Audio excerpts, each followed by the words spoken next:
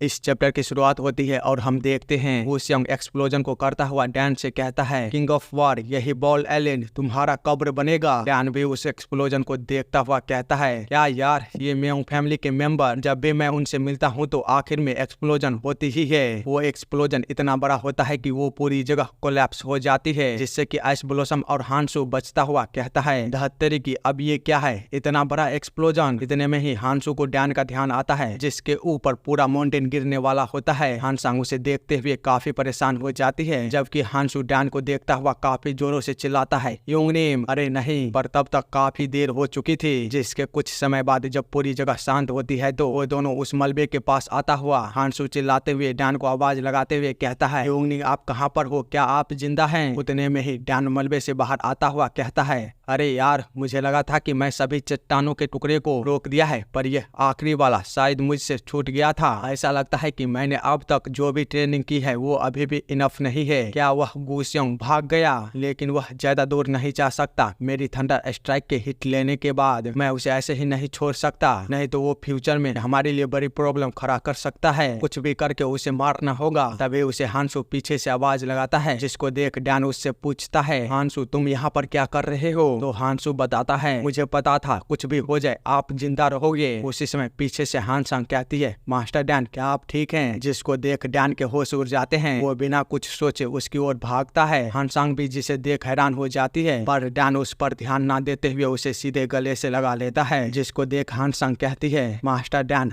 आपको क्या हुआ है? डैन बताता है, कुछ भी नहीं, मैं बस आपको सेफ देख काफी खुश हूँ। अगर आपको कुछ हो जाता तो मैं अपने मास्टर से किया गया एकमात्र वादा वो पूरा नहीं कर पाता। मैं बहुत ग्रेटफुल और राहत महसूस कर रहा हूँ कि आप ठीक हैं। जिसे सुन हानसांग कुछ भी नहीं समझ पाती तो वो कहती है, मास्टर डैन आप किस बारे में बात कर रहे हैं? जबकि उधर हानसू सोहो को याद करता हुआ सोच रहा था, कुछ भी हो जाए सोहो नूना को इस चीज के बारे में पता नहीं चलना चाहिए, मुझे इसे उससे सीक्रेट रखना होगा। उसी समय डैन हानसांग से कहता है, मैं तुमसे प्रॉमिस करता हूँ मैं दोबारा कभी भी इस तरह की डेंजरस सिचुएशन में आपको नहीं पड़ने दूंगा, कभी भी नहीं। इसीलिए लेडी हान आप सबसे पहले हांसू के साथ यहाँ से जाइए। हांसू मैं चाहता हूँ कि तुम लेडी हान के साथ रेड फ्लावर ग्रुप तक जाओ। जिस पर हांसू कहता है, और आपका क्या आप हमारे साथ वापस नहीं जा रहे हैं? तो डैन बताता है, नहीं मेरे पास अभी भी कुछ इम्पोर्टेंट है करने के लिए, मैं कुछ समय में वापस आ जाऊंगा। तो हांसू चिंता करते हुए कहता है, आप ऐसा क्यों बोल रहे हैं? नहीं आपको ऐसा नहीं करना चाहिए। यह घटना जो आज हुआ है यह काफी है पूरे कांगो के लोगों के गुस्से को जगाने के लिए। और डैन उसके बातों को इग्नोर करता हुआ वहां से जाते हुए कहता है, मुझे मेन कल्प्रिट के साथ कुछ सेटल करना है। वो मेन अभी भी जिंदा है, भले ही यह सारी चीजें मेरी इच्छा के बिना शुरू हुई हो, पर अब इसे खत्म मैं अपने इच्छा अनुसार करूंगा। 100 लोग पहले ही मारे जा चुके हैं, एक और मर जाएगा तो भी कुछ ज्यादा नहीं बदलेगा। इसी के साथ सीन चेंज होती है आयरन मार्शल एसोसिएशन के एमगोंग फैमिली के मेंशन में, जहाँ पर सियोरिंग काफी टेंशन में होती है और घबराते हुए कह रही होती है, अब मुझे क्या करना चाहिए? मैं इतनी नर्वस क्यों हो रही हूँ? भले ही वन म्यूबई मारा गया हो, पर मेरे अंकल वो बेस्ट हैं नेमगोंग फैमिली में, साथ ही थंडर एरो लिए पूरे 100 आर्चर भी हैं। किंग ऑफ वार के पास कोई भी रास्ता नहीं बचा है, वह जरूर हारेगा, मुझे चिंता नहीं करना चाहिए। जिसके बाद वो अपने पास खड़े गार्ड से चिल्लाते हुए कहती है, क्या तुम्हें अभी तक कोई भी बॉल आइलैंड से न्यूज नहीं आई है? तो वो बंदा बताता है, आप चिंता मत कीजिए, हमें जल्द ही बॉल आइलैंड से कुछ ना कुछ न्यूज मिल जाएगी। लेकिन अगर किंग ऑफ वार जीत जाता है तो भी वो इस जगह पर आने की हिम्मत नहीं करेगा, क्योंकि अगर वो इस जगह पर आकर अटैक करता है तो वो न केवल 5 ड्रैगन लीग बल्कि पूरे आयरन मार्शल एसोसिएशन का दुश्मन बन जाएगा। और अगर इसके बावजूद भी वह पागल बनता हुआ इस प्लेस पर आ जाता है तो इसके लिए हमने पहले से ही 100 इलाइट सोल्जरों को नैमगोंग फैमिली को गार्ड करने के लिए लगा दिया है, इसलिए आप शांत हो जाइए। तभी उन दोनों को बाहर से आवाज आती है, जो कि कह रहा था वहाँ पर कौन है? वह तो घुस बैठा है, जल्दी उसे रोको। सियोरिंग उस आवाज को सुन काफी घबराते हुए कहती है, वह वही है किंग ऑफ वार। पर उसके साथ वाला बंदा वो तो अलग ही मूड में होता है, वो पूरे जोश के साथ अपने स्वर को बाहर निकालता हुआ कहता है, क्या बात है?